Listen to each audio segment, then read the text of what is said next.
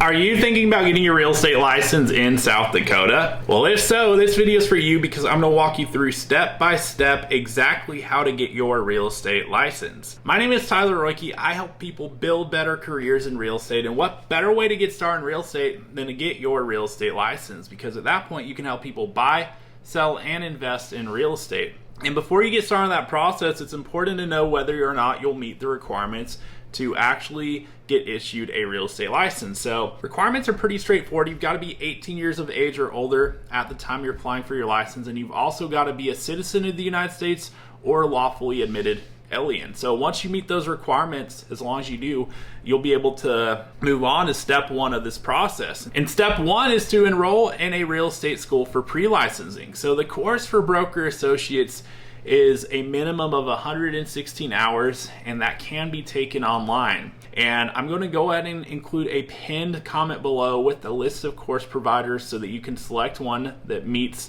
the state's minimum requirements and fulfill your 116 hours of coursework. And once you've completed that, you can move on to step two, which is to take and pass the South Dakota real estate licensing exam. So there's 157 questions total.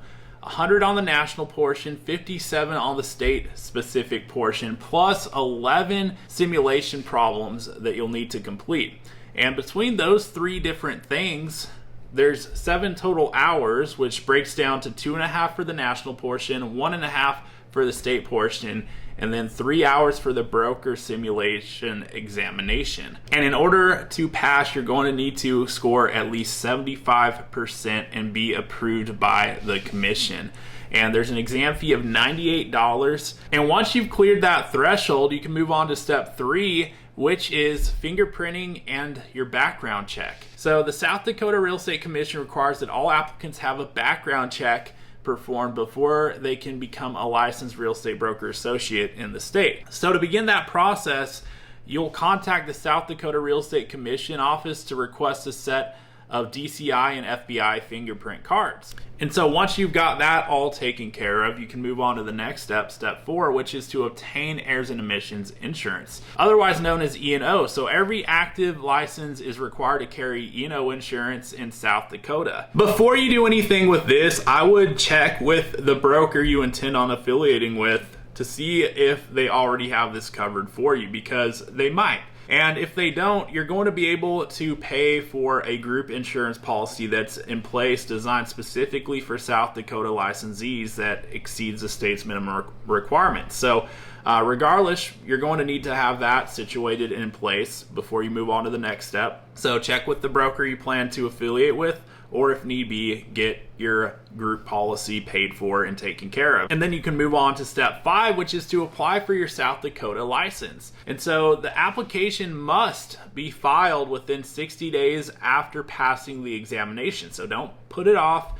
Get that taken care of. There's an application fee of $225, and make sure that you follow all the instructions on the application and complete it thoroughly and pay your fee so that they can get it processed for you. And it might take 2 to 4 weeks for them to process it, but after that, you should receive an email from the South Dakota Real Estate Commission with a license document. And that takes us to step 6, which is to select a brokerage. So to have your license changed to active status where you can effectively go out and use it, you're going to need to select a sponsoring broker who will certify your application form. And I'm not going to go into detail in this video on how exactly to select a broker, but I made another video on the channel about that, which will walk you through exactly what to look for in a broker, as well as what questions to ask as you're interviewing different brokers out there. So feel free to check that out. That way you'll be equipped with the questions to ask as you're interviewing different brokers to find the best possible option for yourself. And once you select and affiliate with a brokerage and they change your licensing status into active status, effectively you can go out and start working with clients. But we're not done with the process yet, because there's another couple steps we've got to go through here. So step 7 is your post-licensing education. So new broker associates are required to complete a total of 60 hours of post-licensing education, and that's broken down between 2 30-hour post-licensing periods. The first period begins once you receive your initial license and must be completed between the current license year and the following license year. And the second 30-hour period must be completed during the second license cycle. And so make sure you're planning for that and knocking out those course requirements as you're getting started working with your license so that you can fulfill the education requirement. And then you've got step 8, which is your CE. So there's 24 hours of CE that's going to be due every 2 years. 12 hours of mandatory, 12 hours elective.